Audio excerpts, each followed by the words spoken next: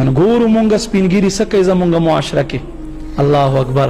نبی علیہ السلام فرمای چا عمر 40 کاله پوره شو او 40 کالو بعد د په لار باندې ناراضي، فرمای رب ته د عذاب ورکولو کې څه پرده نشته دی.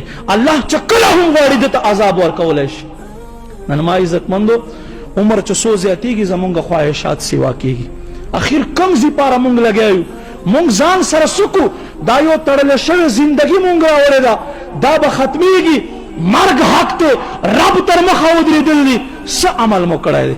سحر مونځ خو مونږ قضا وي، سحر مونځ خو مونږ قضا کړی وي. بس ډېر به داسې زمان چې نادانان به وي او عذاب نه به ناخبر خلک وي چې ده به په ژوند کې یو د سحر مونځ نه وي کړی.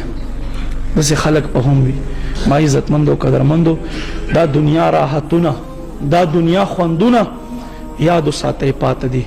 نبی علیہ السلام فرمای په ورځ د قیامت په الله یو داسې سړی پاسوي چې ده به په کل عمر کې معمولی په سر کې درد هم نه وي لیدلی. داسې سړی او عیش و عشرت نه مالامال. رب کریم به فرشتو ته فرمایي ده ته دوزخ کې یوه غوطه ورکوي، ډوبې کوي، یوه ډوبکی ورکوي. چې دوزخ کې یوه ډوبکی ورکي دی به وایي یا رب زه خو د دنیا ته لېږلی او خواړو سره یو نعمت دې هم ماته نه و راکړی، دومره ترش دی جهنم. بیا به یو داسې سړی راوغواړي چې ټول عمر په تکلیفونو تېر کړی، یو ځل به جنت یو جلک دپاره ورته وښایي، وایي به یا ربه چې پیدا کړی ما اړو تکلیف لیدلی هم نه ده. نو ما عزتمندو قدرمندو نن مونږ ولې خپل آخرت دپاره خور لور ته حصه نه ورکوو؟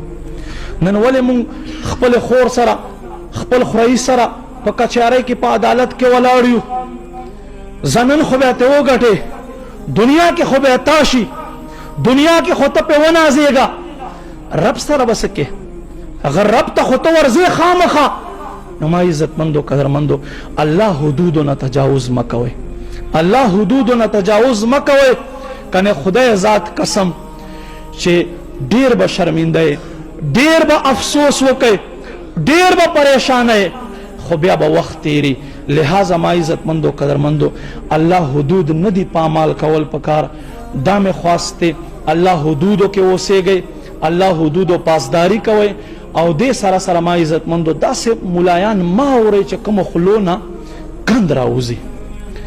نبی علیه الصلاة والسلام ذکر مبارک چې کیږي په مخ به خندا وي او چې کله هم چې نوم علي بیا بدای صلی الله علیه و آله وسلم خامخا ورسره وایي او چې وایي نو دی به خاندي ورسره، ده ته به خوند ورکوي. داسې عالم اورئ.